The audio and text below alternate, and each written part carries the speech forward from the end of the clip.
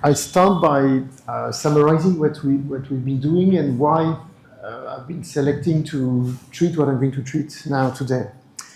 So on Monday morning, I presented to you life at low Reynolds number scales, nanometer scale that was meaningful for the biological information. Yeah, the closer the better. Come. Good morning, everyone. So basically, nanometer scale was the meaningful information, the DNA, protein, RNA. The scale of the cell was 1 micrometer from bacteria, 10 micrometer from mammalian cells. And then tissue were going above, that was the spatial scale I was showing here. Then I was telling you that the typical, energy scale when you don't go to active matter is KT, right? So basically, fluctuation. I saw an amazing experiment this morning with Soban, with FCS. So some of you very familiar with already diffusion. So basically, diffusion is basically with the Einstein relation, KT over 6p eta A, which is the ratio of the energy any molecule has over the friction of the medium. So that was day one. And then I was finishing by saying, well, this is a life at low Reynolds number. You need to compute the number to get that. So basically, there is no inertia whatsoever. It's a very counterintuitive world, the biological world.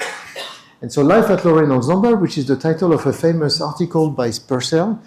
I'm hesitating between 2 or 3 papers for the last session tomorrow morning, but maybe it will be this one. It poses the problem that how can you have life at this scale?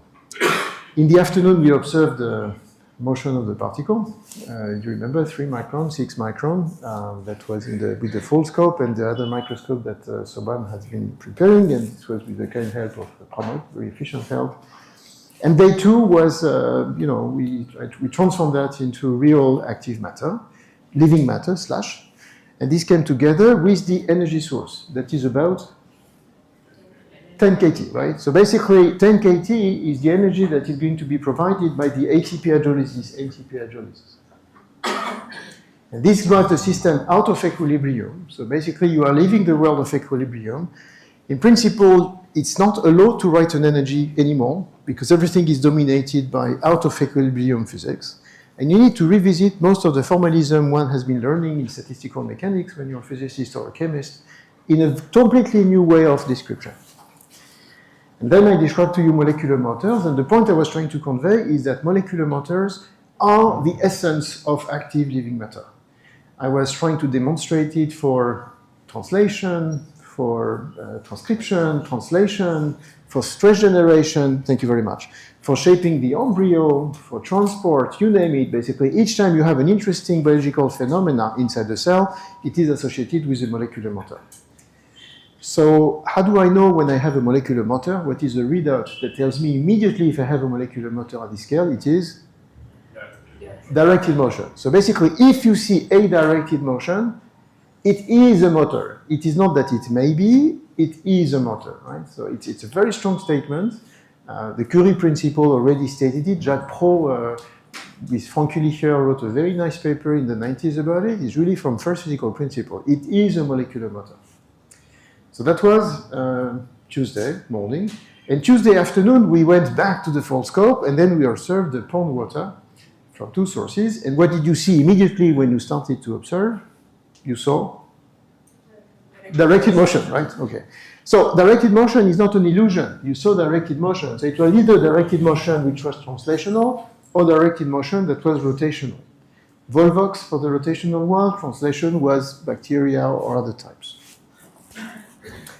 I'm cheating a bit because the scale that you saw in the Tuesday afternoon session, what scale did you observe? What was the size of the organism, typically? 10 microns. And before that, the molecular motors I'm talking about are nanometer in scale, so we are 3 orders of magnitude larger. So I'm cheating in a way, and I try to fix this cheating by the lecture of yesterday morning, where I was going not from the molecular scale directly to one motor, one molecule, but to the mesoscopic scale, meaning to the cellular scale. And the key message I was trying to convey yesterday morning is that when you are at the mesoscopic scale, you immediately have a problem. Why? Because I was drawing this here. if you have all the biopolymers are chiral, they have a helical pitch, or they have a front and they have a back. And as soon as you have interaction between two filaments which are parallel or anti-parallel, with a motor in between, you end up with a result that is not easy to predict. Because if you are parallel, maybe you will transport. If you are anti-parallel, you will apply a stress. And it's only for two. So if you go to the level of a scale, of a cell, you will have 10 to the 3, 10 to the 4, 10 to the 5 different motors interacting in concert. So any intuition you have for single molecule interaction is probably going to be wrong, as long as mine, right? The brain is not equipped to think collectively 10,000 objects interacting in concert. And what you see inside the cell is, majority of the time, a collection of different filaments interacting in concert. So that's where I posed the problem yesterday morning here. And then I went through one example. There could have been 1,000 examples of that type. It was with a protein of the cytoskeleton, which was microtubule. And I showed to you with microtubules different processes. It is called the cytoskeleton, but it's not a skeleton. And I was showing here, I mean, this is a blackboard with nothing, but basically it was here yesterday. I was showing that the microtubule can grow and shrink like this with GTP hydrolysis and not ATP hydrolysis. There is a rescue, catastrophe, rescue, catastrophe, rescue, catastrophe. And basically this is happening inside the cell around the centrosome. And I was trying to give you an example of how this could work with a name that one of you has given. Zenga is the name of the game in India. Is it? Zenga. Zenga. My pronunciation is not good, but I think you got it. It's a game where essentially, Mikado in French. So basically you have this game where you throw all the Zenga, yeah.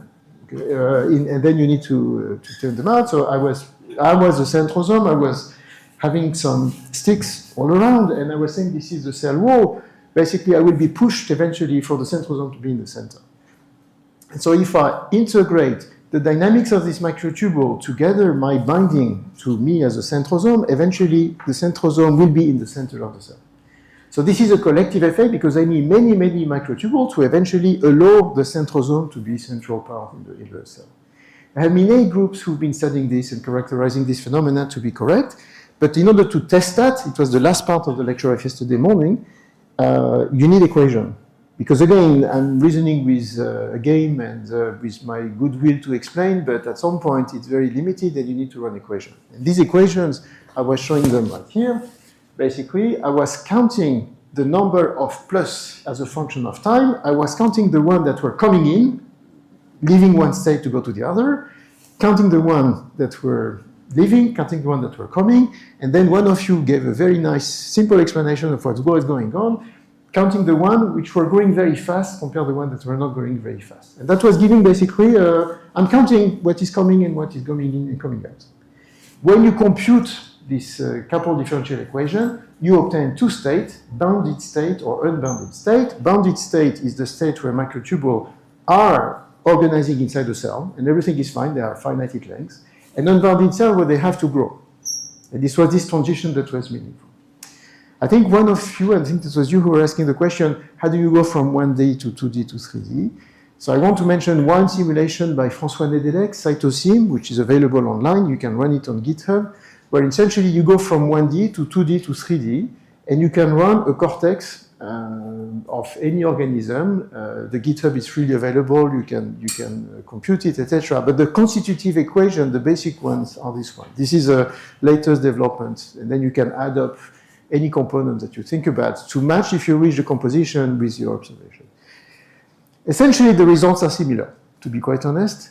The essence was already in the physical review letter of that time. The rest is hard work, but the essence is really there. And then the last part was about actin. I could have done exactly the same for 2 hours or 3 hours because of all the literature that is intense in this domain, where instead of having one actin filament to take 10 to the 3, 10 to the 4, 10 to the 5 actin filament, they act in concert and eventually they will do all sorts of interesting phenomena. Okay? So that was yesterday morning. And yesterday afternoon, we patiently went through the hard work trying to analyze the data.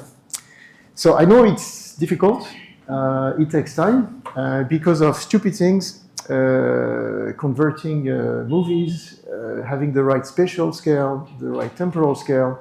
it's hard, etc. But it's life, right? Basically, when you enter into a laboratory, many of you are already in the laboratory for a while, so you know what I mean. Basically, you went slowly, and I think you started having some results at the end. I mean, there was some results of diffusion constant that you had. You had the velocity, which was a bit big for me, but it was 90 micrometer per second, I guess. It's maybe you're right. I just need to see the movie again, right? Now everything is online. I checked yesterday evening and this morning, so I think you put most of your movies. If you did not, put your movies, because I think it's a nice resource. And I invite you to continue the analysis, right? I'll be here until tomorrow noon or something, or 1 p.m. If you want to discuss about it, you're welcome to come and see me. And even when I'm back to France, if you want to exchange about it, please do. The only thing that I advise is that you take very clean primary data. So I was advising two ways of analyzing the data: mean square displacement, that were on the left-hand side, that you can compute once you have the trajectory. I think most of you had trajectories already. But take data that are clean, meaning that in the day one experiment, take spheres which are doing this in the absence of a flow. Because if you have this plus a flow, your trajectory would be a bias of directed motion plus a diffusion. So there are some online, so you can take one of your colleagues, maybe asking the permission, but I think it's open space. So basically, you take it and you measure the diffusion of a particle doing this. You should check the Einstein relation that I was giving on day one. Diffusion constant should be equal to kT over 6p pi eta a. Eta, you know the number, a, you know the diameter. If you don't get it, try to do it with more particles. But basically, this should work. And you can compare it with 6 micrometer. If you can share your result, I'll be more than happy, right? Try to do it, go until the end of the measurement. And the other thing that I advise you to do is that you repeat this measurement, but with the pond water experiment, where you take a microorganism and you try to measure its trajectory and you plot the MSD. And I would be happy to compare both that you have, right? It will take your time, probably nights, weekends, maybe weeks, months, I don't know, but try, okay? And my only wish somehow is that whenever it's ready, send an email. I'll give you my email, you can send and we can share. It's a good way, if you wish, to get a sense of this difference between the passive system and the active system, the characterization. So I think you will have my email, or you have my, otherwise you can ask Soban, basically. Just put a clear title and I'll be happy to chat so that you fully get an intuition of it, this passive and active world. So far, so good? Yeah? Okay. So today, I'm going to talk about the fact that this is a very physicist vision of living matter. And I would like to enter into a more biological way of treating the problem, and it's to talk about a little bit, a glimpse of systems biology and a glimpse of synthetic biology. And to introduce the numerical simulation we'll work this afternoon on, and I think many of you are already connected on the Google Colab, because I went yesterday and I think many of your names were already there, which is great. It's going to be a lecture about systems biology.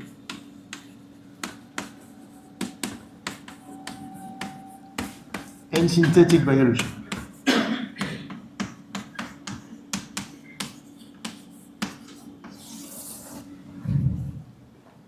So now, if you wish, I'm going away from the symmetry argument, from first principle, energy principle. I'm just considering the fact that cells are not only matter. They are very complex matter with regulation, and these regulations have some rule, and the idea is to try to decipher these rules. I know in the audience, some of you are doing system biology work already in your lab.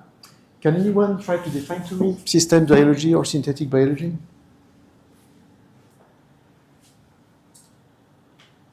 For who is it a new word?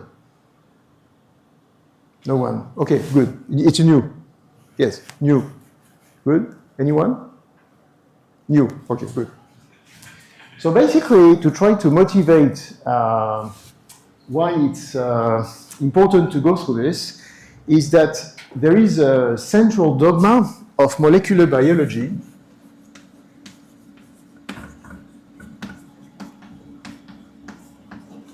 which postulates that in a cell you go from DNA to RNA to protein. The DNA to RNA events are happening inside the nucleus. The RNA to protein is happening in the cytoplasm.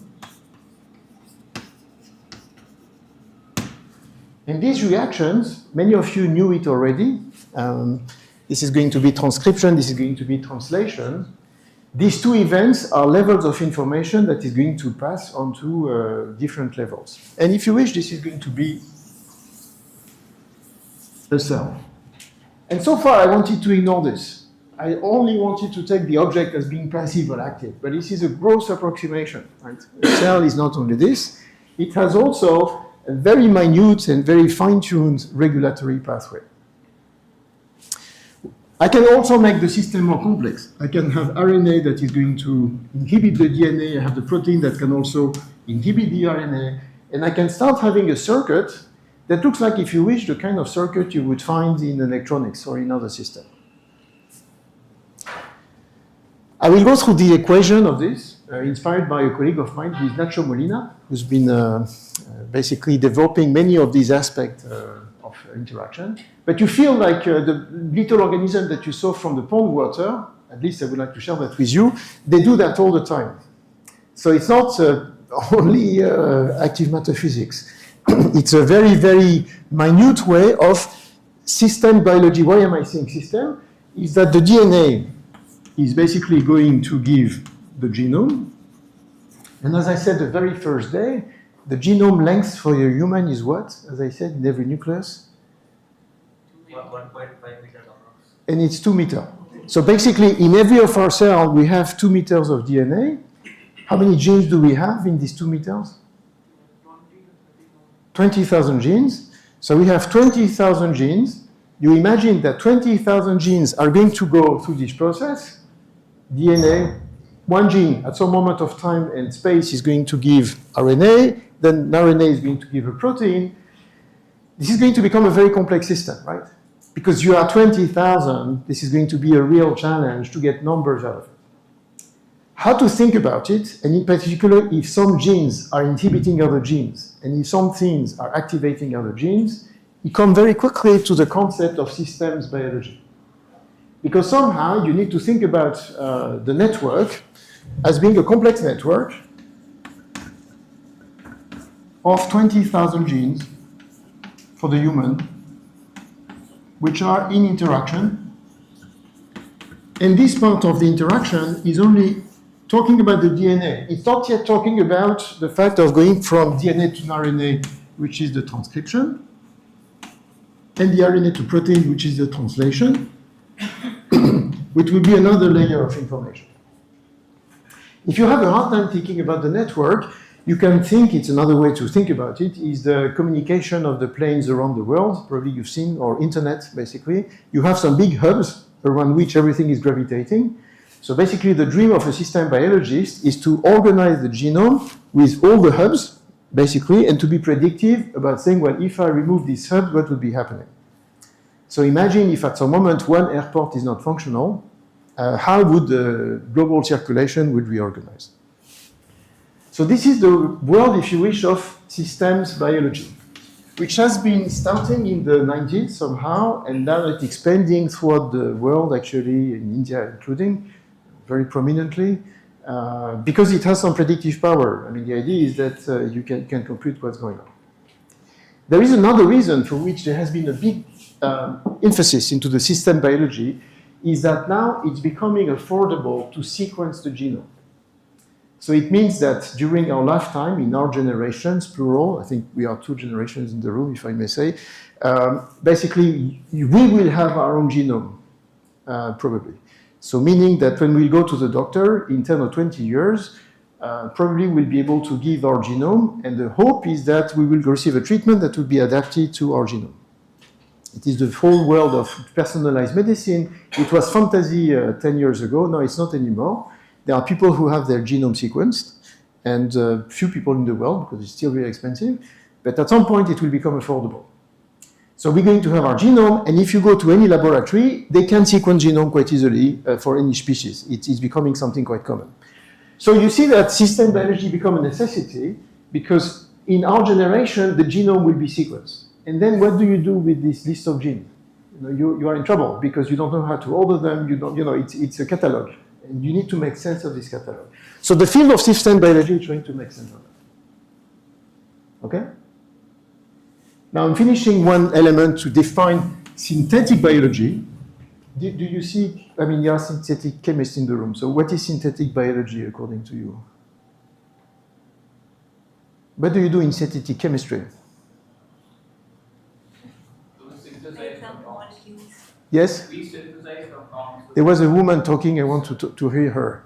So making the different organic compounds. Sorry, some organic compound. So it means that somehow you build it, right? And once a famous scientist said, what I can build, I understand, right? So the idea is to build it, right? So the world of synthetic biology is trying to build from scratch circuit. So here you're trying to build a circuit. And you try to understand how the circuit is working, like synthetic chemistry. That's what you wanted to say? So synthetic biology, sir, for example, we can take a part of DNA which is not known to code for a protein. Yes. And then we can take it and add some elements which are responsible for polymerase to bind to it. Yes. And then we can translate the protein from there. So we can study like that. Absolutely. Yeah. So that's one part of synthetic biology. I totally agree with you, because then you include into the natural way the regulation occurs. The one that I'll be talking about at the end of the morning and this afternoon that we'll be simulating through a colleague who's been preparing this code, who is Morgan Madec, is we'll talk about one circuit, which is the repressilator, which is totally artificial. And the idea is that if you introduce an artificial circuit inside the cell, you get a sense to understand how the circuits are working inside the cell. Okay? So a very qualitative way of distinguishing both. This part is you take the complexity of the system as it is, and you try to make sense of this complexity. This part here, you try to act on the system by adding something, right, that is going to make the system a bit different, either a circuit that is not existing, or you affect the circuit as it is existing.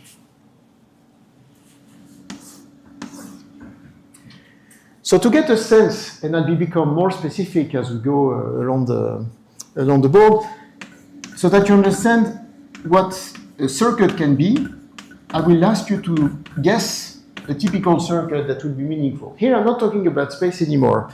If I have A that inhibits B, that inhibits C, that inhibits A, what will I observe as a function of time for A, B, and C? A inhibits B, inhibits C, inhibits A.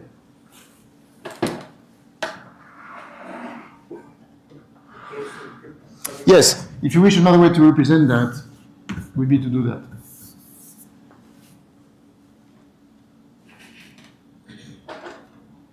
We go. This is the repressilator, exactly. So this is the repressilator. So the more A, yes, the less B, the less B, the more C, the more C, the less A. And see, here I have the less A, the lesser the A, the more B. The more B, the less C. What can the system do? Oscillate, right? It might oscillate. I'm not sure it will, but it might oscillate. So basically here I have constructed a system that potentially might oscillate. And I can create an oscillator of that type. That was the L04 and Leibler paper where they were showing what a repressilator could be. This is hand wavy, but it shows you an example of synthetic biology where in fact it's a circuit created from scratch. There are many systems of that type that are existing in biology. And somehow there was a classification of the different systems that could exist in this matter. So the menu of today until 1 p.m. somehow is to go through synthetic biology general concepts, to make the link between what you saw with bacterial motion and this synthetic biology approach, actually, or system biology approach. And the second part will be to go through the synthetic biology approach and to go solely through the equation to prepare this afternoon simulation where you will play with these equations. That's the menu. Okay? Any questions, comments? It's okay, so far so good? Yes? How do you get to know this will oscillate? This one? I can draw the. Yes, so basically, this is, It will look like that on the basis of that you decide. It will oscillate or. how can I decide? Yeah. This afternoon. Basically, you need to write the equation, you need to solve the equation, you need to have the phase diagram, you need to go through the simulation. Hand wavy, you imagine that this can oscillate. There were many in the rooms who were saying it's going to oscillate, and you're right. I'll show you the pictures, I'll show you the movies, it oscillates beautifully. But you might be in a regime where it does not oscillate. If you wish, it is the equivalent in terms of signal processing inside the cell, like the system of yesterday for microtubule. You need to write the equation and to have the phase diagram, otherwise it's wrong. The brain is not equipped to run this somehow. So that's the whole point, is that it may oscillate, but you need to be very specific in the numbers. So I guess to other questions, it's okay? So to make a connection between what I said yesterday or what we saw since the beginning of the week and now, I'm going to make a very short link between the bacterial chemotaxis and that you saw under the microscope and this type of signaling network, so that you see that there are not a disconnect between the two. There is not on the one hand active matter and on the other system biology. They are intertwined in a very exquisite manner. So I'm showing you back the movie that you acquired.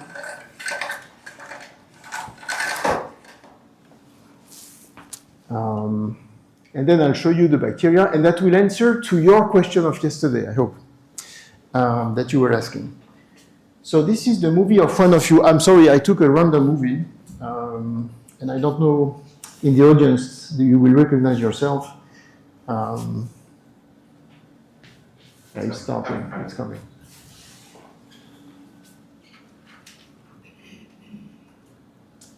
I think there is even Soban talking in the background.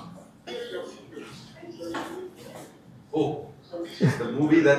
Yes, I will cut the sound. Sorry, it's not needed. Yeah. It's just.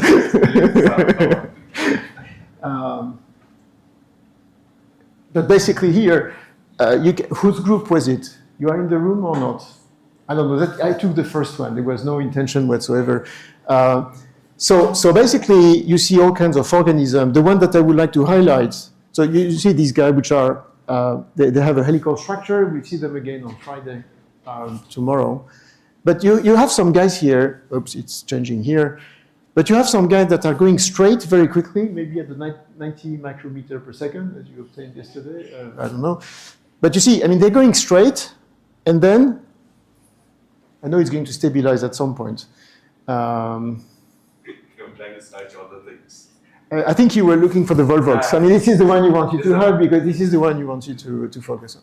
But even when you focus on this one, you see that there is some little guys here, which are at some moment moving straight, and then they change direction, and then they change direction again. You see, I mean, if I am this object, they are doing this, and then they are doing that, and they are changing direction like this. They are moving straight, and then they are changing direction, and they are moving straight, right? So that's the point I'm trying to make.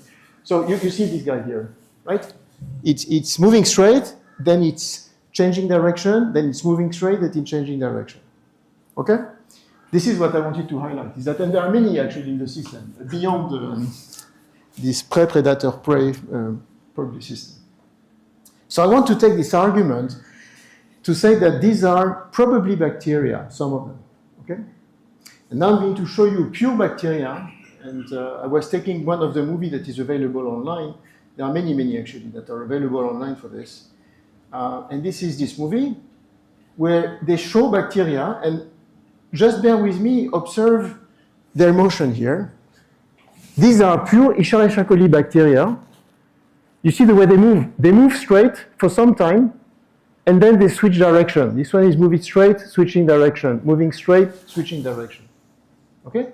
So a typical motion of a bacteria is going to be like this, and then I'm doing this, you will understand in a moment why, and then it's going to move straight, and then it's going to move straight. So there are two phases in the motion. A motion of directed motion, and another phase which is going to be a change in the direction of motion.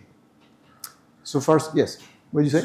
Swimming and tumbling. Swimming and tumbling, that's where I want to come to. There is one thing in between these two processes or in these two movements, you have also intermediate something which is even faster, is it? Or it's just a standstill? Like what you were showing, that you were standing over there. Yes, I'm standing over there. Then you running. Yes. But then is it happening something in that particular stage when you're standing? Yes. What's happening in that stage is the flagella I was introducing yesterday with the microtubule somehow, they are getting reorganized all around the bacteria so that there is no swimming possible. And whenever the bacteria are going to reassemble at the back, then eventually it starts moving in this direction. That's the helical motion pushing it. That's the helical motion. That's the broken symmetry that comes back here. So basically here, you have a typical active process that you saw in the pond water that is present also in pure Escherichia coli. And the reason I'm using this as an argument is to make a link between this type of motion we've been keeping talking about since Monday with the system biology, synthetic biology approach. And this is now this point that I would like to present. Okay? So you follow my track. Is this what I'm going to show? To answer the point of Soban, actually, I can show you one graph, which I think will make the point. It's this one. You have the straight swimming phase. That is the phase where you have here the flagella that are at the back, which are the phase in which all the flagella are like this. So it was the phase where I was like this. And the reason I was making this is that you see the flagella, which are the 9+2 microtubule I was presenting at the end of the presentation yesterday, plus the dynein. It is the place where, in fact, they are all over, and now the system is kind of still and not going in the same direction. And then eventually, it will reassemble and then go into this direction. Okay? So I'm making this transition to make a link, as I said, before the beginning of the week and now. There was an experimental trick that was used over time, is that if you take the E. coli bacteria and if you put them inside the surface and you glue them, if they turn clockwise, counterclockwise, that will correspond to the phase of straight swim. If you couple these bacteria onto the surface and if they turn clockwise, that would correspond to the tumbling part. So basically, you can have an experiment where you take your bacteria, you put it here. If it's turning counterclockwise, you are in the swimming phase. If it's coming clockwise, you are in the tumbling phase. It's an experimental commodity because then you are still in the same spot. Okay? Good.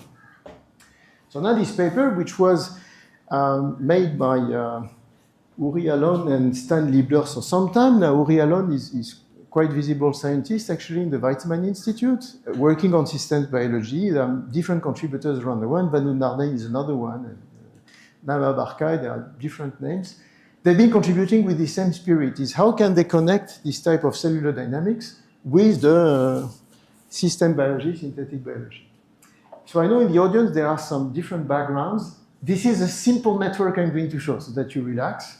Uri Alon has a way to present it, is that he makes systematically to say, breathe carefully. There's going to be 7-10 species that I'm going to talk about. There is nothing mysterious, but somehow it's important to make this connection. So I'm showing you what is this connection. It is this box that is right here. The question is how to reconcile the fact that you have two phases for these bacteria and the fact that there is some signaling network of regulation. In this scheme, I'm just presenting what they show at the protein level. So I'm restricting myself to the protein here, okay? I'll drive you through the scheme. Again, it's not complicated. Whenever there is an attractant coming through the transmembranous protein, there is a member of family, they are all named key. So it's key W, key A, key B, key R, key Y, key Z. I'll drive you through the signaling network. Whenever there is a binding of the attractant or the repellent that is in the medium to the transmembranous protein, there's going to be a transition between this state and that state. So you see here what's happening essentially is that you go from this state to that state. Eventually, the key B is capable of transforming, when it is phosphorylated, this state to that state. This A is capable of making the Y protein phosphorylated, so there is a phosphate group that is being given, and when it is given, essentially this is close to the flagellar motor, and then you're going to trigger tumbling. If, on the other hand, you have dephosphorylation of KY, basically you will decrease the tumbling, and then the system will return to Y, and you will stop the frequency. You can play a lot with this very simple network. Again, you don't have many species in this story. You have essentially key W, key A, key B, key R, key Y, key Z, so it's a very simple network. And it has the merit, in terms of presentation, to make a connection between motion we kept talking about and a signaling network, which is simple in its own right. The other point, which is a benefit, is that you see the connection between food. I mean, there was a question about food at some point, but basically you have food which is coming outside, which is binding a transmembranous receptor, so the cell is informed that there is food in this region, right? And then the flagellar motor. So if you wish, it's a transaction of information that is coming from the environment, is it good, and the probability eventually to tumble. I think this was your point at the end of the lecture of yesterday. Is it? You were saying what it is for the bacteria. I mean, why, if the bacteria keeps going straight, eventually how will it know that it should stay in this spot? So this is the connection, right? So basically the bacteria is going to compute information from its environment in the pond water on campus, right? And to know whether or not it should stay in the same spot. Anyone can guess how the bacteria should stay on the same spot? What is the best strategy for a bacteria to stay on the same spot of pond water so that it cannot stop moving? That's the beauty of active matter, it's that it's permanently moving, no rest for them. They move all the time, yes. So it's good, you can rotate, but the thing is that you keep moving. So imagine I'm the bacteria, right? So I'm like this.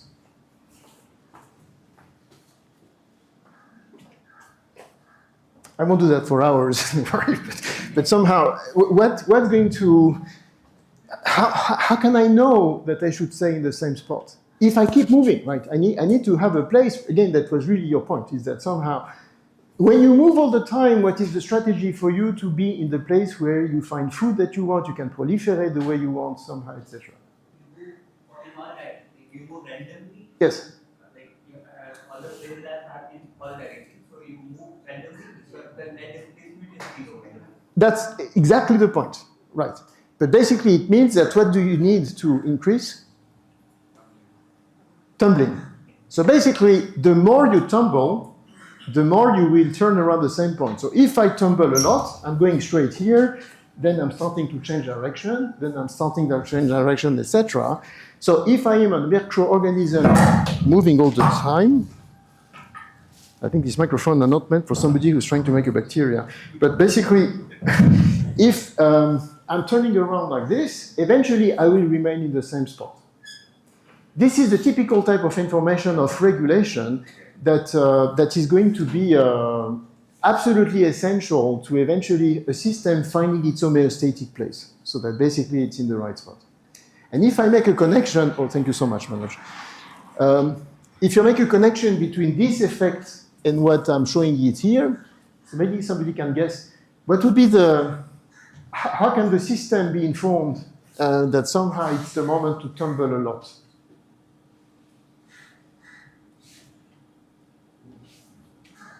Yes?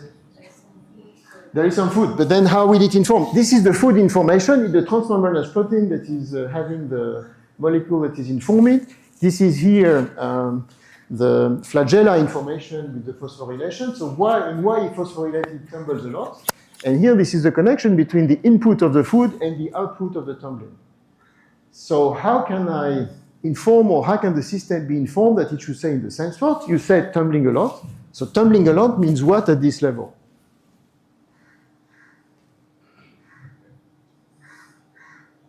Yes, you have it. So if you have more phosphorylated Y, Ty, you will have a larger tumbling frequency.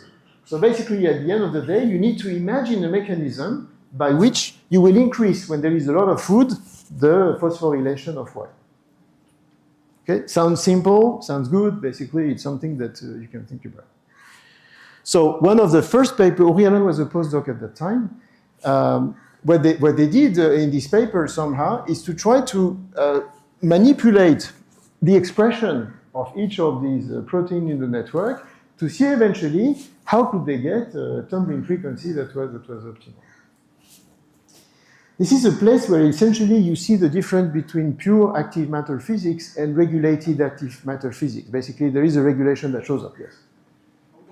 The energy will play a role into this because since it is constantly moving, Yes. it has to conserve energy also. So how, when it stops or when it moves or how it moves, Yes. it will be driven by the energy that needs to be, needs to do all these activities. To this activity. So I'll tell you what I heard is that usually in this system, energy is considered to be not limiting factor.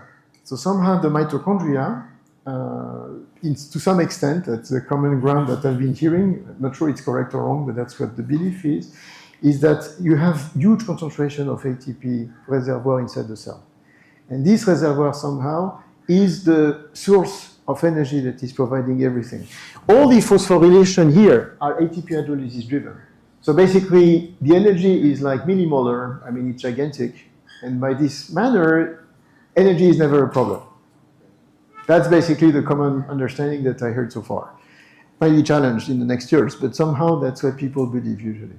Energy source is there.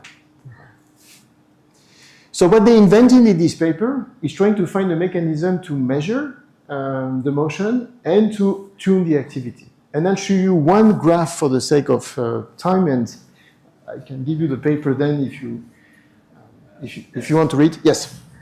Can you go back to the argument? Sure. So the process that is happening, Yes. all these processes that are happening from this part to this part and ultimately going Yes. to the output product that particular. So in what time scales is happening? I mean, it is actually happening in a synthetic level. Yes. So it's a matter of your actual expressions. Yes. So that means, meaning the point is that let's say bacteria is going somewhere. Yes. And you are finding the food. Yes. Now, how fast that process is really Happening. Give you that Yes. information. So I'm reasoning here essentially at the protein level. So I'm assuming that all the proteins are inside the cytoplasm, and somehow the timescale of expression is not the limiting factor. Correct. It's essentially the reaction that is the limiting factor. In that context, this can be, as you will see in the graph that I'm going to show, it can be as quick as minutes. Okay. Because basically everything is around. It's just a matter of getting these phosphorylated states B, and this takes some time. The basic assumption they make in this paper is that it's essentially, as far as I remember, protein level. No, but then the question is that let's say the bacteria is going and staying, and the decision is happening within, let's say, seconds. Yes. Okay. Now, how fast that output is created? It has to be faster than that. Yes. Otherwise, we will be able to stay there. Yes, I totally agree with you. So back on the envelope, to what I recall, we're talking about few minutes timescale.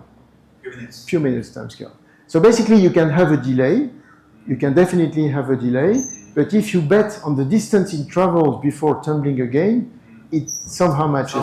Somehow matches. Okay. So that's the catch over there. That's the time scale that is. And when we're talking about dissociation of time in the earlier discussion, that's exactly the same point, is that you need to have the right timing so that it operates. The rates. So I'm showing you the experiment that they did, which actually is an experiment. It's just a readout in this type of experiment that is allowing you to pose the problem. What you have here is the tumbling frequency as a function of time. And I'll show you just the principle of the experiment is the tumbling frequency, the number of tumble per second. This is on the Escherichia coli, the first, basic one, the one that I was showing on the screen that you saw on the pond water. And the second one here is whenever you put, if you wish, a lot of compounds inside the medium that is going to be good. It's a kind of food. You put aspartate. I'll just finish this and I take your point. What you see here is that there is a time during which E. coli is not tumbling at all. And then at some point, after 8 minutes, it will start tumbling again and it will come back to the turbulent frequency at which it was before. So just to see what's going on in the experiment, they find a trick to see, okay, it's moving straight, then it's going to tumble, change direction, and it's going to tumble, right? That's one type. Then they put a lot of food, aspartate in this experiment. And when they put aspartate in this experiment, what's happening is that it's a kind of chemotaxis experiment. The tumbling is stopping a bit, so then the cell is moving straight, moving straight, moving straight, and at some point it's returning to the tumbling frequency that it was once upon a time. This is the experiment. What they want to compute is this adaptation time and the precision at which they return to the state that they were before. This is an experiment that is a typical experiment of system biology coupled to cellular behavior. Why? Because it means that there is a given timescale needed to adapt, and there is a precision in the return to the steady state. If I lost you in the way, I'll give you an example. When you are in the dark, okay, and when you come all of a sudden to a garage, there is a tiny light, I'm sure you will see the tiny light. Agree? It will take some time because the sun is preventing you from seeing, but eventually you will see the tiny light somewhere. This is basically the fact that you have a new situation where you adapt. You will agree with me also that you will not find at the same time the tiny light. For some of us, it will be very quick. When you enter in the garage, immediately you see the tiny light that allows you to press the button. For some of you, it will be much longer. This is the same experiment here. When they put a lot of food, the tumbling frequency stops, and then it returns to the original position. It is the equivalent somehow. Is that how the bacteria is going to adapt to this new situation? So I wanted to show you this, and then I'm going to take a question, to make a link between the motion you saw of the bacteria in the pond water, the characterization that we talked about yesterday, and the signaling network that is quite simple that I'm describing now. And it's this type of experiment that allows to address it. Please. This experimental detail, so it says there is a capture. Yes. The frequency was determined using computerized video tracking. Yes. So did they look at the body roll, or did they perchance look at the... No, in fact, it was the trick I was mentioning before. Instead of having, it's moving straight and then it's changing direction, they were fixing the bacteria on the surface and they were measuring clockwise or counterclockwise. So they were looking at the flagella. Anchored to the surface. And then they have the bacteria that is turning. So basically, when it's clockwise, it's one, when it's counterclockwise, in the other, and that allows them to basically make the measurements that are here. The flagella was fluorescently tagged. No, it was anchored. The point is that all the trick is in the direction of the rotation somehow. It is the anchor and then the rotation that is making the point. Is it clear for everyone? So it was non-specific in the very first version, like unspecific binding. In the latest version, they had an antibody against antibody that was anchored to the surface. So far, so good for everyone? Yeah? So the only reason I'm mentioning this, I'm repeating maybe too much this, but I really insist on this, is that the cells have a regulatory pathway which are exactly allowing them to be, responding to anything else in the environment. So it's a regulated active matter, if you wish. This is the key point I'm trying to make. One last bit, and then I'm done with this paper, and I'll move forward returning to the blackboard. There is something that is robust in this graph, and something that is not very robust. What seems to be robust in this measurement? Robust, I'll give you a definition by Albert Lipschaber, who is also a very prominent scientist in this community of biological physics at Rockefeller University. Albert Lipschaber said to many people that I know, what is robust is that you take a hammer, you knock on the system, and it continues to function. This is robustness defined by an experimentalist. It has the merit to be clear somehow. It's about this type of thing, right? Robust is that, you return to what was happening before. There is something amazingly robust here. What is robust? Steady state. Steady state. Yeah. Steady state here is amazingly robust. Here, it was the tumbling frequency before the drug was added, then the drug was added, and then it returns to the steady state. So the steady state is incredible. But somehow the system, again, imagine you put a lot of light to your eyes, and then you return to, you see a small light somewhere. Here, it's like you return to the tumbling frequency. And with this trick, you will remain in the same spot. Huh? If you tumble a lot here, it means that you have a lot of food around you, so you will be really at the same spot, and phosphorylated Y, and so on. What is not robust, you cannot see it, but you can guess it. what is not going to be robust in this readout? Adaptation time. Yeah. At the time we take all to go from a very enlightened room to a very dark room is very different. You can ask people, for some of us it will take minutes to see something, for others it will take seconds. So adaptation would be very related to each individual, whereas the return will be extremely robust. And what is the connection between robust response and the signaling network? This is a whole field of research, which is the system biology, synthetic biology.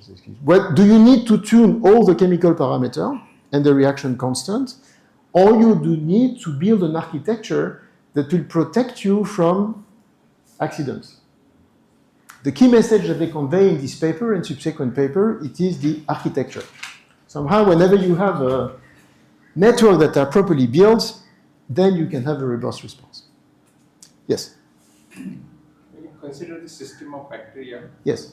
Bacteria is active matter, but you have other matter, the matter that you are sensing. Yes. Inactive. Yes. When you go to cell, you have a cell which is active, and also the surrounding which is active. Yes. So how do you know, there is a difference in this, so that how can they feel activity in the surrounding from inactive object? more natural in the cell? Yes. Whereas it's the medium is artificial. Yes. So my first, answer, but it should be much more sophisticated than what I'm going to say somehow, is that this type of reaction is essentially mediated by molecular interaction. So there is food somewhere that is going to bind to extracellular protein that eventually is going to trigger a reaction. So basically, if the neighboring species that is active is going to secrete a molecule, eventually by a transmembranous receptor that eventually will lead to reaction. See what I'm trying to say is that whereas a passive will never do that. Eventually a passive one, it will knock, that will be an obstacle, and then there will be a response to go away. You see, the point is that one will be chemically driven, the other one will be more mechanically driven, and I think that would lead to two different mechanisms. Both would contribute. You see, what I'm trying to argue is that I was thinking, like in the cellular environment, yes. The sensing what is happening, it actually affects the gene expression. And absolutely, yes, yes. Which is happening here, but the bacteria might be also experiencing these things. I totally agree. The mechanobiology of the interaction between the cell and the mechanics in the vicinity might trigger a reaction that would trigger gene expression. I'm totally with you here. Here it's voluntarily pure chemotaxis to go away from this sophistication, but I'm 100% agreeing with you. Okay? So, one last, and then I move forward. Yes? Just a very general question. Is the flagella a better chemical sensor than it is a mechanical sensor? So, the flagella is not... so, two things that comes to me. First of all, a flagella is not the center per se here in the story. It's food, right? There is food somewhere, and the food is going to have the receptor, and then you're going to have the methylated state of the receptor that's going to mean the phosphorylation of the wine that eventually will lead to flagellum. So it's an indirect sensor, which is point number one. What I was showing here, it was a pure signaling network response. Now, about a mechanical response of the flagella, there are some mechanosensitive response, but I would not see them here. Mechanosensitive response of the flagella, or cilia to be more correct, would be in the inner ear. In the inner ear, that's a beautiful example of mechanosensing of cilia, where in fact, this is an anecdote, sorry, it's nothing to do with systems biology, but since you mentioned it, you know that if we can hear with our ear is producing sound. We don't hear it, but somehow we are producing sound. And somehow this constant noise that is allowing to have exquisite sensitivity in the hearing process, which is a pure mechanical step. But here, it's not the case. Here, it's really a pure, which I think echoes what you were saying, that each of them could contribute, but in different ways. So I was showing you this example to make the connection between Monday, Tuesday, Wednesday, and now. And now I would like to move forward to something else. Okay? So I'm leaving aside the motion world, and I'm going essentially to deal with the system biology world. And I'm going to write sets of equations inspired by a discussion with my colleague Nacho Molina, again, he's in Strasbourg. You're familiar with this equation, but just to get a sense of the complexity. So here the message will be, it's complex, nothing more. So I'm going through the equation. You know the equation, but that will facilitate the work for the repressor later.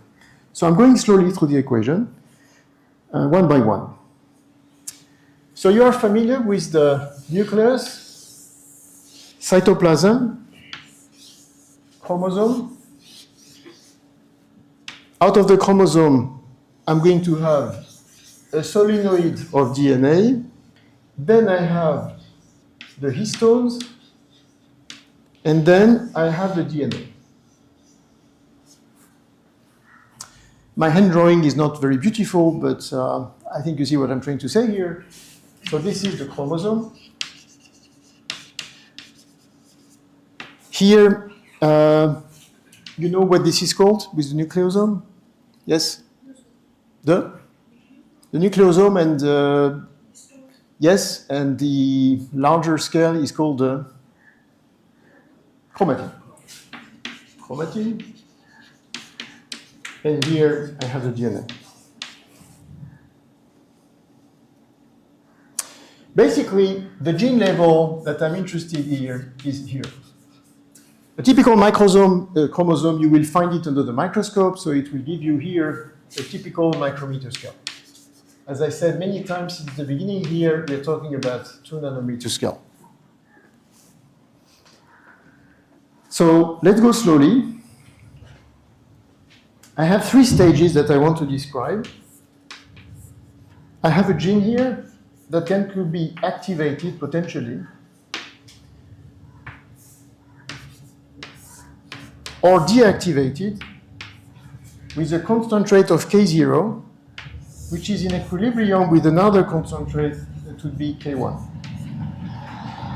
This is at the gene level. I can go now up to the transformation of DNA into mRNA, the dogma of molecular biology that I was presenting here. And basically, the gene to mRNA, I'm going to give a rate, which is Km, with a potential degradation, gamma m, which is going to cut the RNA in 2 pieces. RNA can exist, but also it can be destroyed. I'm not yet at the protein level. What we have in our cell that is going to be meaningful, used as the answer to Soban, is essentially the proteins. I mean, these are the ones that eventually are going to be doing something operational in our body. So then I have the last one, which is Kp, reaction. I have the protein, that is the translation. And this can give a degradation by a constant rate that is going to write gamma p, where this is going to be broken in 2 pieces.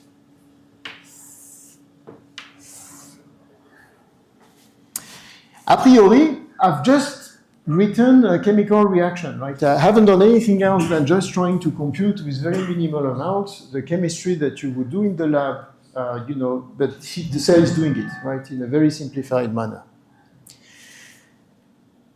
So far, so good for everyone, okay? I'm not hiding anything, I'm just saying that this is the reality of any living matter. So just it is, and I cannot do anything else, it's like this, right? Even with this simple system, you're going to see the level of complexity that we face. And then you need to basically design something so that it's working. I'm going to add the fact that I have a DNA concentration, which is basically depict the genes, which is going to be Gi of t. The RNA, the template to create protein, which is going to be Ri of t. And the protein, which can be the enzymes, the regulator, you name it, which is going Pi of t. This is a concentration. Okay? There is something wrong in what I wrote here, or at least incomplete, is that this is a variation of gene as a function of time, variation of RNA as a function of time, variation of protein as a function of time. But FIFA would be more rigorous, this would be as a function of time and as a function of space. A priori, it's an oversimplification. So let's be rigorous. I'm going 1D at the moment. It's already sufficiently complicated.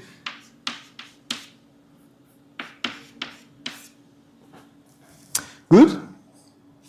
And now I'm ready to write the sets of coupled differential equations. So let's go. This is the one that we're going to use this afternoon. So that's why I want to have a first go on it. And this is for one gene, one RNA, one protein. Remember, we have the 20,000. So I'm just going for one, and slowly and easy. The coupled differential equations are going to be like this. So it's dg over dt equal k1 times 1 minus g minus k naught g. If I explain each of the term, here I am at, maybe I'm going to take a color code to make it more readable. So this is, g is here, this is corresponding to this equation. This corresponds to the k1 and the k0. It is like the story of yesterday. I'm counting as a function of time the variation. So basically, if I had a concentration g, how this concentration of g, which is a function of x of t, is varying as a function of time. The first term is basically what I gain. And I'm assuming that somehow, since it's going to be activated like this, I'm gaining it, but it will be also a concentration function of the concentration of the amounts that I have. And this is the loss term, meaning basically it is the gene. The gene is not activated and going to this state. So this is the gain, this is the loss. Okay? I'm going to the second equation. I think you can guess what the second equation is going to be. It's dr over dt, and it is equal to km g minus gamma m r. Anyone can explain what it corresponds to? Please, loud. So the amount of G would determine how much of it will get transcribed into RNA, so that is addition. And Yes.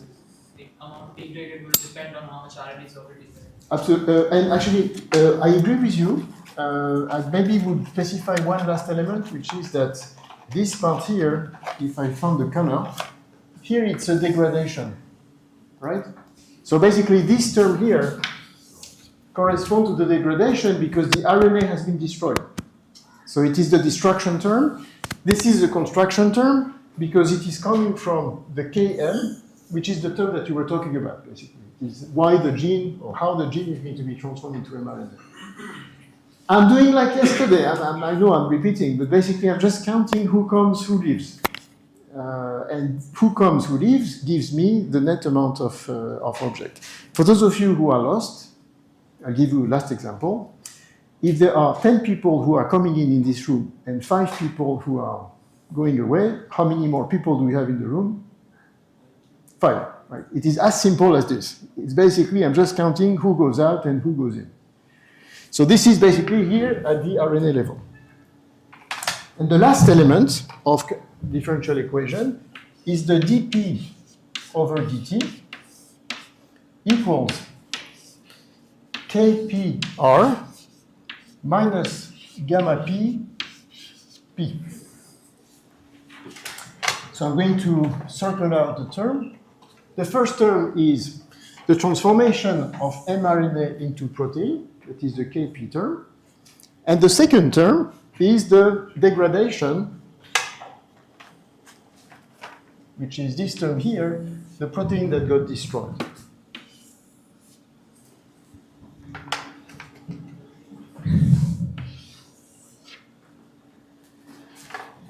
Each of the terms, R, P, and G, are essentially concentration. Simple, easy? It's okay? I see eyes focusing on what I wrote, so I think I should revisit it one more time. Yes? So at the level of the gene, Yes.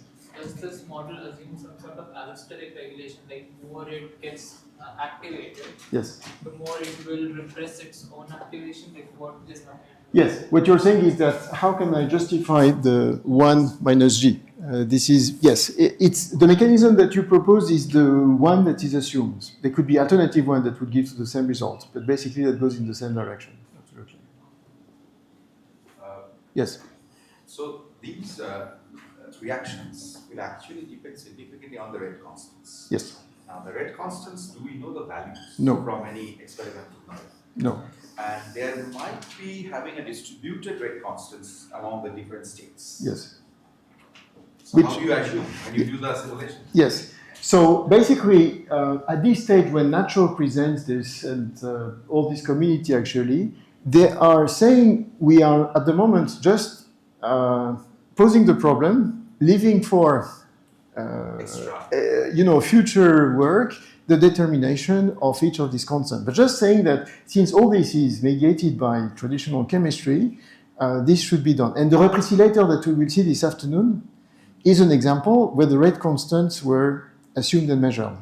So if you wish, it's a proof of principle that if the one day, and the day is coming almost now, if you wish, spatial transcriptomic, which is having the transcriptome of the cell at the spatial level, is happening now. So basically, labs are getting equipped with this machine. So eventually we'll get them. But not at today, but probably within 10 or 20 years we will have them. Yeah. Everybody is okay? I'm just, for the ones who are not yet familiar with this, who didn't understand what I said? Now you cannot be shy, you know, that you can speak up and say, I didn't understand, explain again. Explain again? Explain again? I don't want anyone to feel uncomfortable, so just, I explained one last time, right? I have 3 objects, the gene, the RNA, the protein, right? Rules, dogma of molecular biology, no way to escape it in living matter. I want to measure the variation as a function of time of each of these DNA, RNA, protein. For this, I need to count what's going to increase and what's going to go out. It's the metaphor of the people coming in and coming out. For this, I need to write differential equation. That's the no way. This is what needs to be done. I have the reaction rate that are depicted here. What's coming in here is the plus term. What's going away is the minus term. And then I have rate constant. I'm doing this for the gene. I'm doing this for the RNA. I'm doing this for the protein level. And then basically, I have a set of well-posed coupled differential equations. Why they are coupled is because you see that I have the G that is in the equation 1. I have the G that is on the equation 2. I have the R that is here, and that's also in the equation number 3. And basically, all these equations are coupled. And a priori, after that, I have a problem that is well posed and that eventually can be solved. Okay? I said right before that there was a level of complexity, which was X position, because depending on where I am in the nucleus, well, story can be different, because in one spot of the nucleus, I could have another type of reaction, and the story could be more complicated. So imagine now that I'm coming back to my 3 protein in interaction. And that will echo what Soban was saying. Here I have only 1. Now imagine I'm doing the game where I will have the gene number 1, which is having an activation in equilibrium with non-activated, then the RNA that can be degraded, eventually giving the protein that can be degraded. This is the group of the gene number 1 that eventually is going to inhibit the gene number 2, mRNA 2, protein 2, degradation, which is going to degrade, to inhibit the gene number 3, mRNA, protein, which eventually might inhibit this other gene.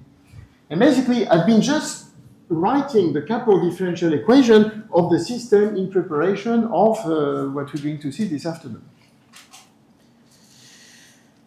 And you can make the system even more and more complex. So basically, you are now ending up with a couple differential equation with this type of parameter, and you hope for the best, and you start running all kind of simulation. And again, that's what we will do this afternoon. This is a very long answer to, I think, your question that you were asking earlier, which was how will it oscillate?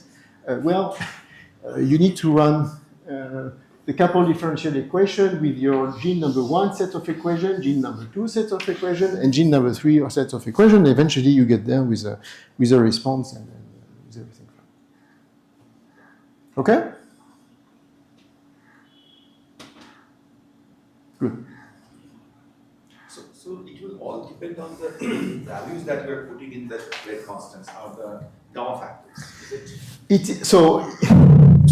It will depend on this plus the architecture. Because here, I've been designing an architecture of inhibition, but if there were another type of architecture, that would change totally the story. Because here, the more of the gene number 1 at any level, here it will be inhibitory effect, but it could be an activating effect. So here, I'm focusing on one gene expression and the coupling with the rest, and basically it's a mixture of this reaction dynamics together with the architecture. Yes? And as you are increasing this number of genes, the number of rate constants are also Increasing, yes. Yes. It becomes more and more complicated to Yes. get some idea about the, Yes. like to get any understanding. Any understanding. So you say, how you get around that eventually how this is working? Well, at the moment, this is the whole point of systems biology. That's the way of saying that you have a way, and eventually there will be a way to have access to this rate constant. It will come. It will arrive. The measurements are going to be here. They're going to be around. As I said, transcriptal genomic, spatial transcriptomic, and spatial proteomic is on the way. So it's going to be there. We'll know them. And once we will know them, the constitutive equation will probably be the same. Plus, the architecture, as I was telling Soban a moment ago. Because you see, if it is inhibitory here, it will not be the same type of coupling as if it would be an activating one. It's okay? So now I'm opening the... You had a question? It's okay? Right. So I have transformed the molecular biology scheme into now a couple differential scheme out of which you can run simulation, and that's what we will do this afternoon.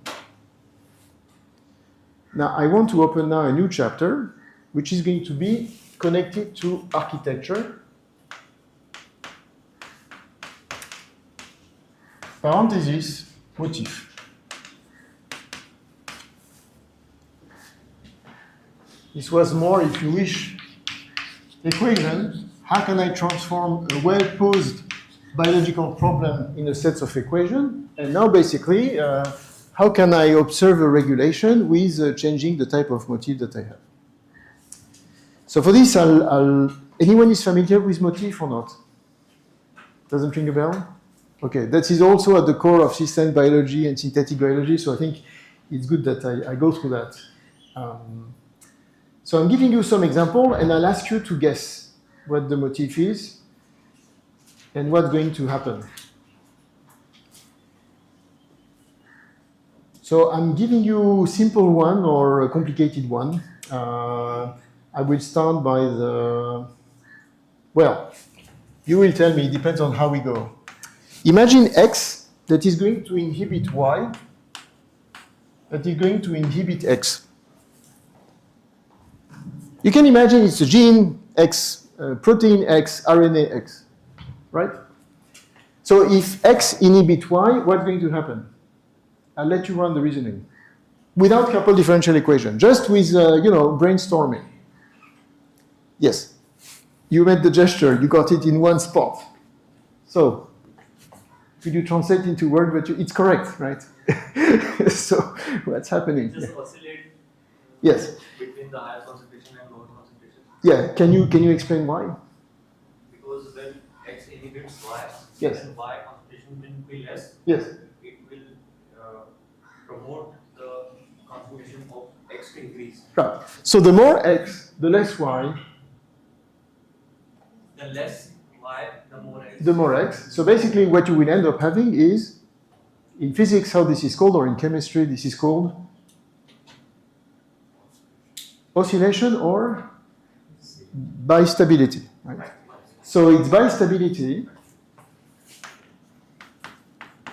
And you see that somehow in this X, you could take the circle that I was putting here, right? It can be a gene regulation, RNA protein, which eventually is going to be covered. That's why I was saying architecture is key, because you can change totally a whole network if you change the connectivity between the interacting partners. So that was, if you make some electronics in your studies with the logical gates, somehow you go through this type of reasoning. It's a logics at this stage. It's essentially, here it's exclusive bistability. It's either one or the other. They do not coexist. Another one that is also fun is this one.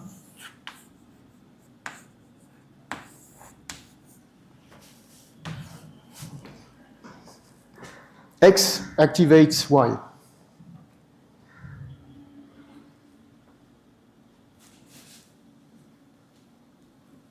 Somebody else in the room.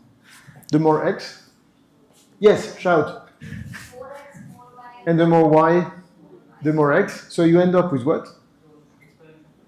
Yeah, at some moment it will stop because you cannot have an infinite amount of object. But actually, it's either both of them on or both of them off. So it's a joint bistability.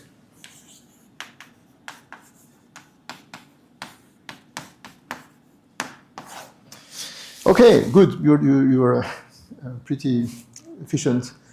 I'm going now to add a third partner. I'm going to take X, Y, and I'm adding a Z in the loop. So now I'm going to 3. And Z here is right here. And it's going to activate X and Y. And X and Y are mutually activating themselves. And I'm making something more complicated, which is an autocatalytic activation. What is the system going to do? This becomes more complicated. Now I have 3 species. So somehow I need to invent something that is going to make the system, if you wish, more sophisticated. I was jumping ahead. There is one step that I haven't done. I'm taking here one scheme that, again, was from Maury Allen's categorization. Can anyone try to guess what's going to happen here? Difficult. Difficult? Difficult. So I'm going as an intermediate step through a motif that is a bit more simple. It's X inhibits Y inhibits Z. And what I invite you to do is to plot as a function of time X, Y, and Z.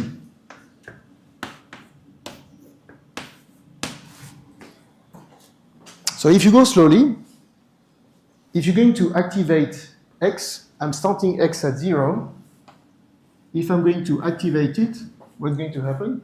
If Y was at this level, yes, it will go down. So basically, I will have this. And if it goes down, if I plot now Z at below a given threshold, Z will start to go up. Okay? So if I have this, I have a sequential repression activation. Basically, I'm going to have sequential repression activation. Why? Because here it was activated, this was repressing, and this was activating. And this is a very simple network. It's essentially 3 species. You see that I'm very far from the oscillation from A inhibit C inhibit A. Even though this could be the same sets of genes, but because of the connectivity, it leads to something radically different. So far, so good? Okay, so the last one, and then we move forward. Could you crack this one? The architecture is different because now X is, in the biology term, it will be upstream. So Z is upstream and going to activate simultaneously X and Y. And simultaneously, X and Y are getting reciprocally activated. what's going to happen? Here Z is inhibiting X or it is Z, sorry, my handwriting was not good. It is activating. So maybe to guide you in the direction, I'm starting like this. This is going to be Z. This is going to be X. And this is going to be Y. I'm making a step function here for Z. X and Y. Yeah. So if I have a step function, simultaneously what I will do, yes, it will start. So it will start here, it will start here. And because it is autocatalytic, at the same time what I'm doing is that I'm locking the system somehow. X and Y is going to remain on, even though Z has disappeared. So basically there was a switch that was activated by Z, and eventually X and Y will continue to be active.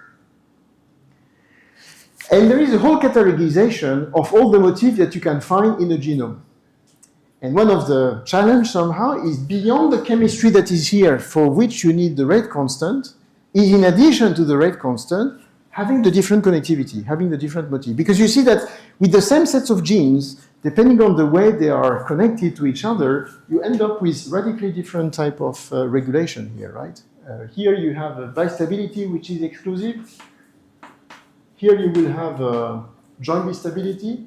Here you will have a sequential referential activation, and here you will have Z that will eventually activate X and Y that will remain on, even though there is no input signal that is here. So you see the richness of the system. 20,000 genes, then the RNA level, then the protein level, then this layer of regulation, to end up with a homeostatic response in all these situations. Systems biology is trying to crack this problem. And eventually it will, basically. This is on the way. And the constitutive equation requires this approach together with this type of approach. Any question before I go to the last bit of the lecture? Yes? So in this manner, let's say, is anything independent of each other? While studying a cell, let's say, independence means that DNA, RNA, and protein all are connected. There Yes. is some sort of equilibrium. Yes. And there are other metabolites also. So the entire cell and then the organ and everything, are there some kind of an equilibrium, or maybe system somewhere work function independently also? Okay, so I see what you mean. So basically, the independence is very tightly related to the architecture. Basically, if you have an architecture of the whole genome, which is what many people are chasing actually, if you have some points which are isolated, they are largely independent, right? It means that they are disconnected from the rest of the network, and they will function autonomously, eventually independently from the rest. If you have a tightly connected network, as soon as you touch a hub, returning to the airport metaphor, right? This hub will have some far-reaching consequences, but the branching consequences will be tightly dependent on the connectivity that you put. So the effectiveness of a signal, everything will be disturbed once the signal is received? No, because it depends on the architecture. If you remove on the internet or on the airplane communication one hub, in some cases it will have no consequences, because there will be alternative paths that will lead to the very same response. You see what I mean? That it tightly depends on the architecture. So it is really a key difference actually. So the equilibrium, the existence of the equilibrium in a particular architecture. I wouldn't use the word equilibrium because it's very connotated. As you could understand, I would use rather the term which is also, it's robustness, redundancy, if you wish. You have redundancy in the network. You have basically to go from one, I'll give you another metaphor. To go from one point of campus to the other point of campus, you have 10 ways. Yeah. Okay? You take probably the quickest one, right? But if there is a problem, there is an obstacle, or there is an animal that you don't want to see because, like me, you don't know what the animal reaction is going to be. I mean, this morning I don't know if I could come close or not. So basically, I turned around. Maybe I was wrong. I could have gone through, but I didn't know you. But basically, then I will take another way, right? Because there is a redundancy of way. It is the same metaphor somehow. You can imagine the network of interaction with some redundancy in the passage from one point to the other, meaning that if one aspect is damaged, there could be an alternative one that will do the job. If there is one that is not tightly connected to the rest, this is another story. Because if it is lacking, if it is essential, you'll miss it. Yes? Can I Sure. go back to this one? This one? Yeah. Yeah. So here, actually taking from where what is saying. Yes. So when you are producing this Rm or Rp, Yes. these are the rates of producing some kind of a waste we can call. So This one? yeah, So here, this is a concentration of protein, Yes. concentration of RNA, concentration of you DNA. are actually breaking down your protein into something. That's right. This is the breaking of the protein, gamma P, and this is the, basically it is the lifetime. So after those products are formed, can they actually also inhibit that reaction? Yes. In a equilibrium fashion or whatever you say. Yes. So basically you're saying when I have these species, can eventually be having a role into inhibiting another reaction. The true answer is that I don't know. What people more expert than me should answer on this, because my understanding is that whenever there is a degradation, in most of the talks that I attend, it's degraded. So somehow these species cannot be used anymore. But I could imagine a situation where, in fact, even when you break it into pieces, potentially it could have some inhibitory effect. But the one that I'm familiar with so far, it's really trash. So basically, it disappears from the landscape, and that's it. Yeah. Am I answering to your point? It's yeah. Okay. Right. So you're assuming here that when protein forms RNA, yes. sorry, DNA forms RNA, DNA yes. is consumed, or when RNA goes to protein, RNA is consumed? Yes, indeed. Indeed, because that's why it's exactly the point of here, counting the species. Basically, they are disappearing. It's conservation of object coming in and coming living with the prefactor. It's exactly the point. Exactly. Your point was a bit different. Is a point of degradation, whether this could be of any usage actually. Maybe because you mentioned that before going to Précis later in 5 minutes actually, I will mention something that just is a bit a vision that is, I think, very inspiring along this matter about this regulation, because it's an important one, fascinating one, and I think troubling one. Yes, last question. Yes. Yeah, so, sir. Yes. In order to see the effect yes. of all these things that is actually happening inside the cell, let's say, yes. the model system. So, let's say the output is to be alive or dead. Yes. Right? To be? To be alive or dead. Yes. The cell is alive. Yes. It has two decisions to take: to be alive or a dead. Yes. To be or not to be. Yeah, to be or not to be. So, given all the physical fundamental principles. Yes. So any molecule would want to come at rest or stability in order to spend less and less energy. And I'm interrupting you. Okay. There is no, as far as I know, there is no, if you wish, intention somehow, usage of energy less, etc. The common ground, actually, I mean, I see what you mean. What you're saying is that somehow if you have less food, if you have less energy, there will be an homeostasis leading to you selecting the best region. But I'm following you in this path. Okay. And then? Okay. And then, why would a cell want to be alive then? A cell does not want. Okay. Let me use another terminology. Why is it going in that direction? Okay. Be active. Yes. So I mean, all the approach that I'm proposing here in the first part was a physical chemistry approach, which is basically activity is a state, right? So basically everything is out of equilibrium, and being out of equilibrium, it is a state that is a given. There is no final, it's not finalist, if you wish. It's not because it's good for the cell, it is because it is, right? So there is it's a system as it is. As a matter of fact, it also allows to have the key function inside the cell, as we described in the former days. But the question that you are asking is that eventually, how through evolution eventually the cells get stabilized in this particular point of function. That is your question. Right, I got your question. So this is a difficult one, and that would require 2 hours good of development. But I get your point, is that how come this is the homeostatic one that is going to resist? I take your question and leave it as a question. Okay? So before going to repressilator, I want to basically show you one last aspect, which I find fascinating personally. I'm going to make basically an advertisement for a book online that I invite you to read on this matter of systems biology, because it gives many numbers which are very meaningful, which are called Biology by the Number. Anyone knows this book or not?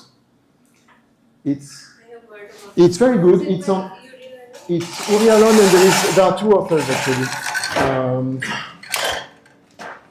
I'm going to show you the book because I'm just showing you just one element of that you can think about that will also nurture your imagination in terms of regulation of 20,000 genes for humans and in other contexts. So I've prepared. This morning I was preparing the book at the page I wanted to show you. It's Cell Biology by the Number. I will switch on the.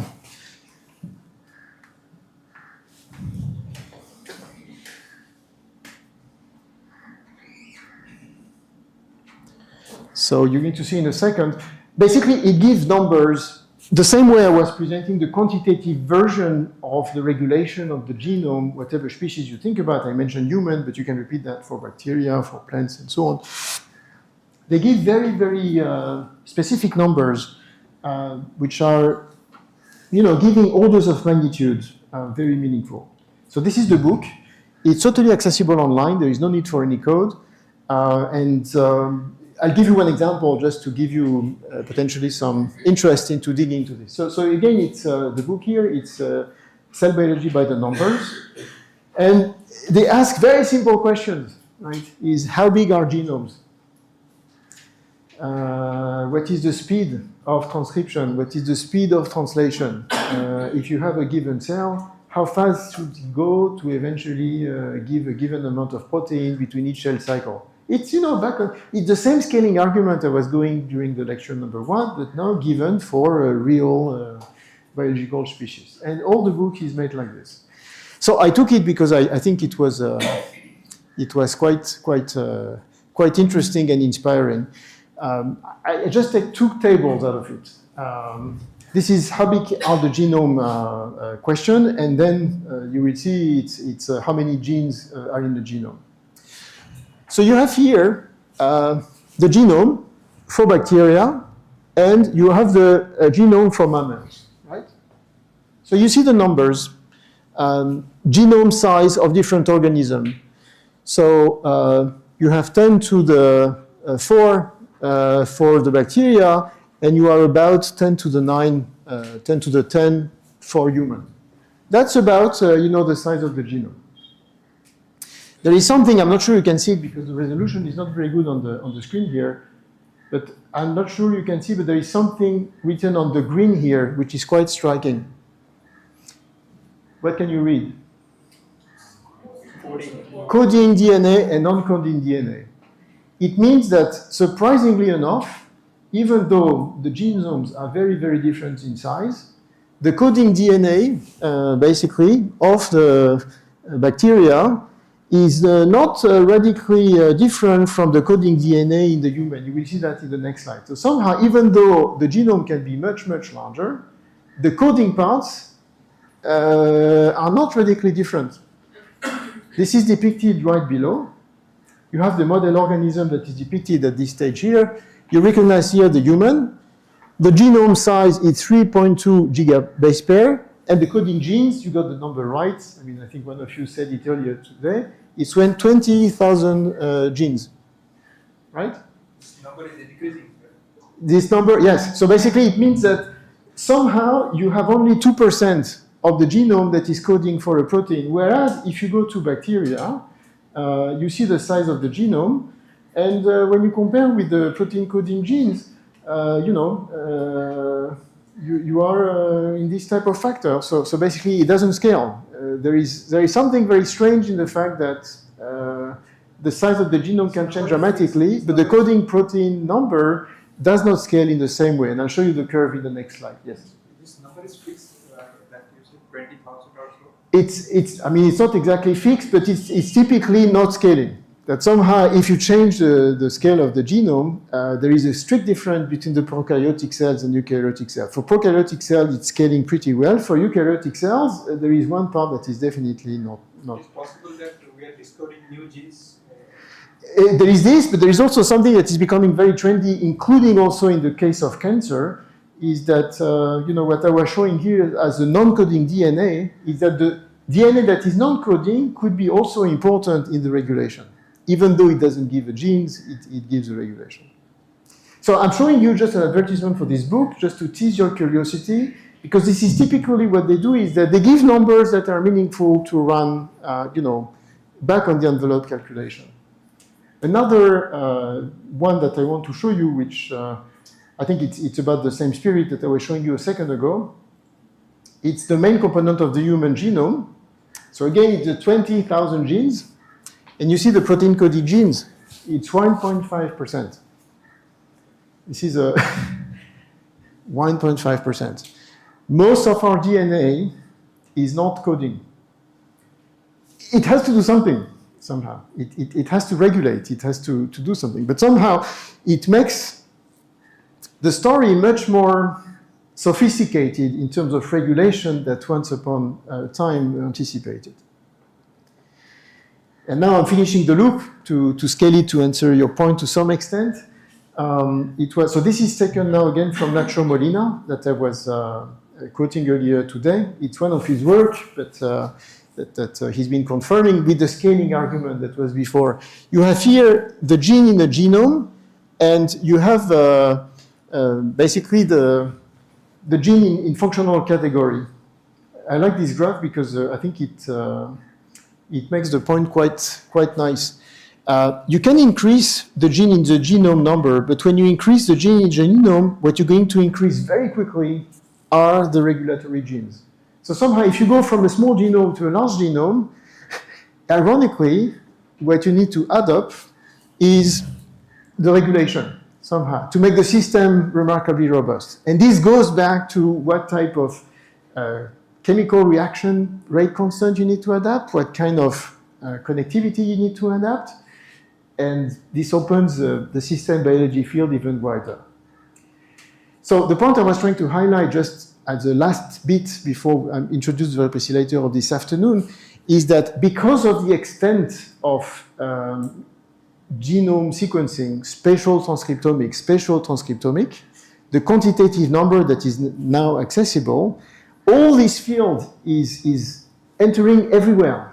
Every biology laboratory with a significant interaction between chemists, physicists, and biologists, because you need this chemical reaction, you need this formalism, you need this network type of theory connected with this type of experiment. So that's basically what I wanted to convey as a message. So punchline of this morning, we went to passive matter, active matter, collective effect in active matter. The point that I wanted to add today is regulation. Right? And this regulation, then you need to delve and to dig into the biology deeply to understand it. You don't need to remember all the names. 20,000 genes, nobody remembers them. It's not possible in the human brain. But at least if you understand the principle, you can find your way quite easily. It's okay? So are these regulatory genes non-coding ones? So there are some of them that are coding and others that are non-coding. So non-coding RNA at the moment is a field in expansion because it seems to be quite important for fundamental science, but also for cancer. For example, where non-coding RNA could be key in the regulation of some of the cancers. So somehow they were considered so far as useless DNA pieces, but probably they are useful. It's a very hot topic. It's a super hot topic, yes. 90% of the 99% of the genome, right? So it has to be. What are they doing there? Why are they around here? Okay. It's okay. So the last, yes, one last, and then I present the replicator for this afternoon. Slides are the part of that. I'm sorry. All the slides are the part of that book you are. No, this one is from Nacho Molina, one of my colleagues. The former one is part of the book that you can access online, Biology by the Number. So basically, if there was, I can give you the reference, but Biology by the Number, it is this book here. If you click here, Cell Biology by the Number, you will have the book with a search machine that you can enter anything you want to have, then you will get number, you will get scaling argument, you get everything you get somehow in this field of system biology. It's okay? To the last 10 minutes, if there is no more, so I'm summarizing and then I present for this afternoon and we're going to stop before lunch. So what did I try to do today? Essentially, I was trying to insist on the fact that the cells are complex regulatory machine. This is the field of system biology. We're trying to make sense of their connectivity and the reaction. The field of synthetic biology is trying to create artificial circuit inside to make sense of this circuitry. The dogma of molecular biology is at the basis of all the reasoning. DNA gives RNA, gives protein. This is really at the core of the reasoning first. Once you have this basic interaction, you can start building circuits. And the circuits are like in electronics. You have some logical information that you need to convey from one stage to the other one. It's like your electronic board. We were talking about electronic board this morning. This is an electronic board, but at the chemical level. You can write the equation associated with this dogma of molecular biology with constant rate that we're depicting here. And you can go slowly, by the writing of the concentration, the variation of the concentration as a function of time with this coupled differential equation. This is for one gene. One needs to keep in mind that it's always a set of genes which are interacting. So one simplified version of it is to integrate that with 3 genes in interaction. And here voluntarily, I was taking the repressilator because this is the one we're going to study numerically this afternoon.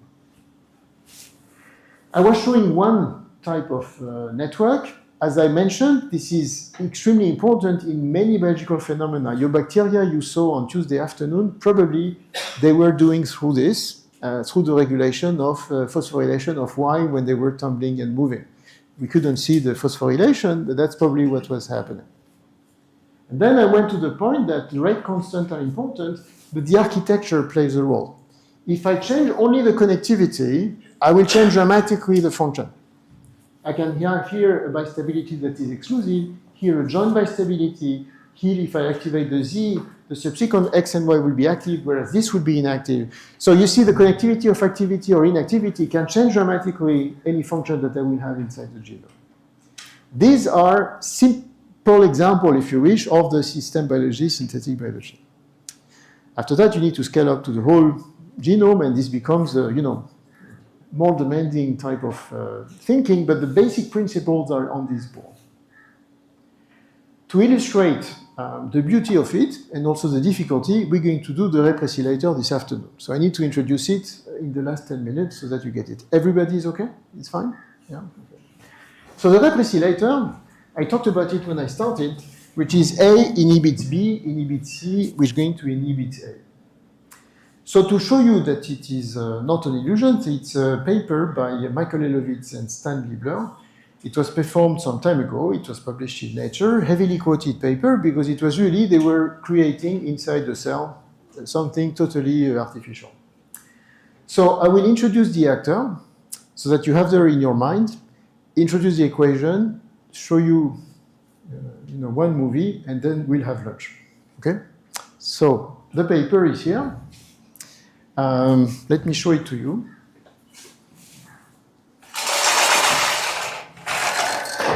So you will need to remember 3 actors. It won't be A, B, C. It will be the names, actually, of the...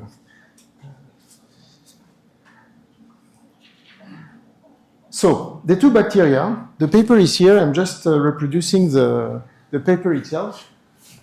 The title was A Synthetic Oscillatory Network of Transcriptional Regulator. It's going to appear in a second.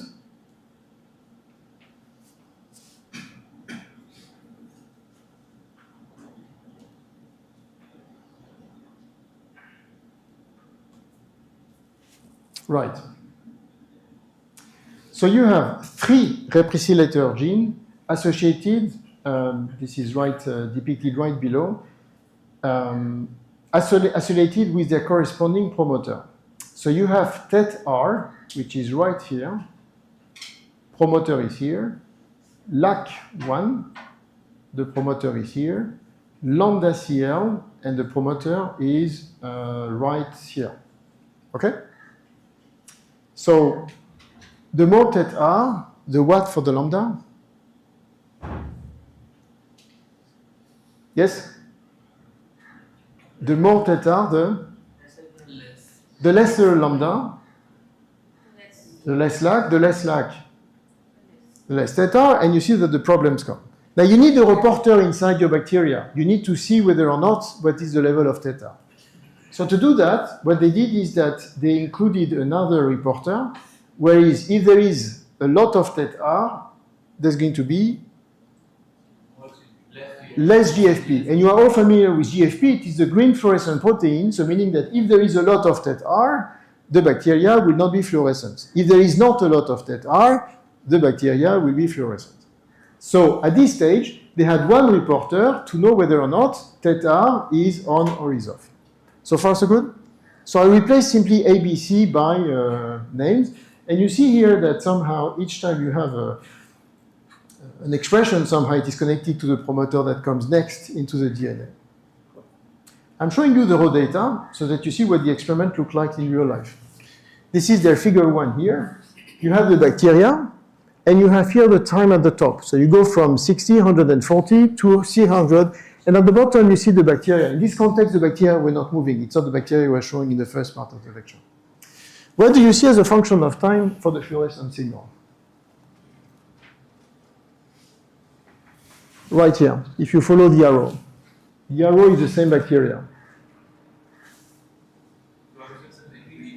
The fluorescence seems to be increasing, and then decreasing, and then increasing, and then decreasing, right?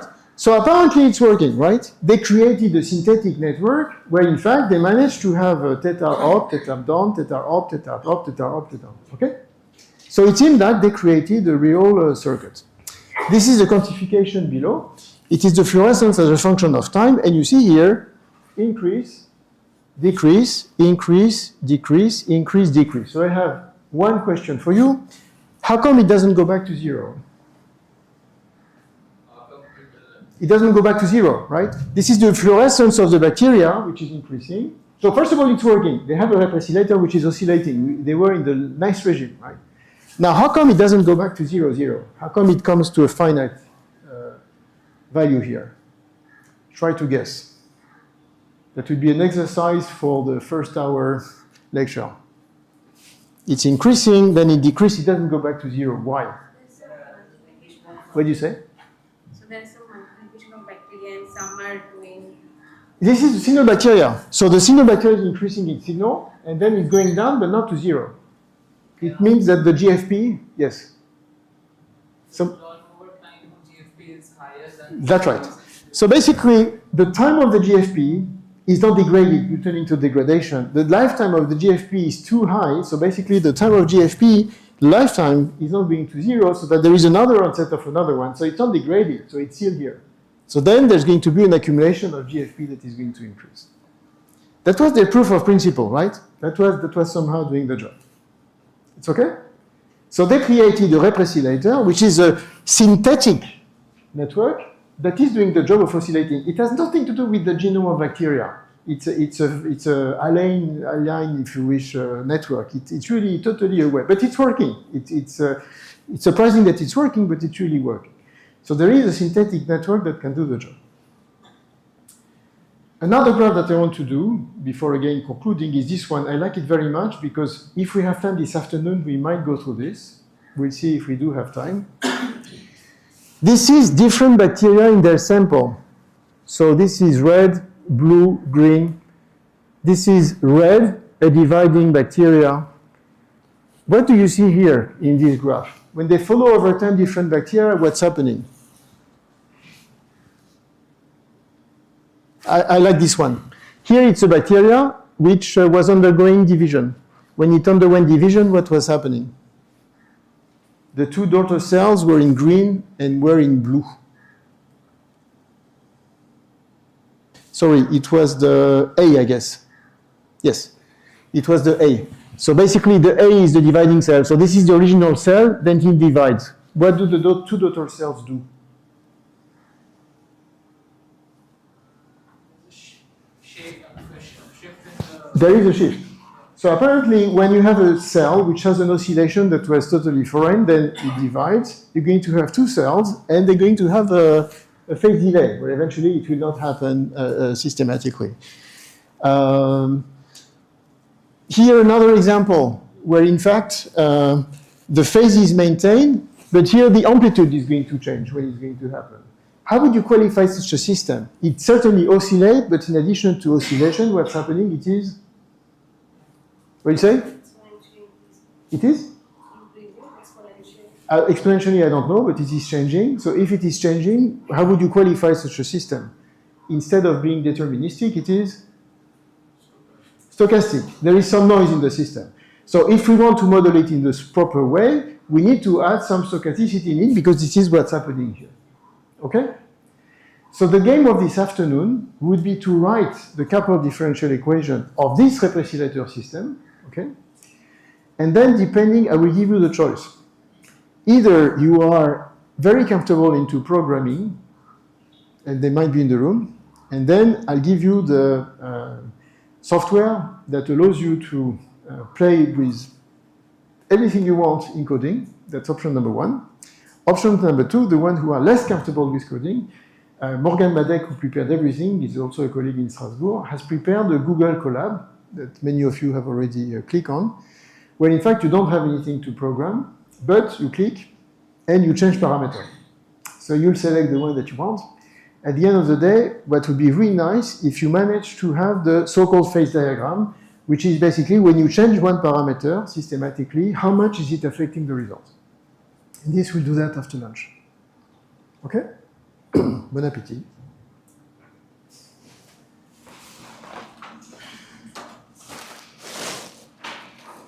Can you give me this reference? Yes.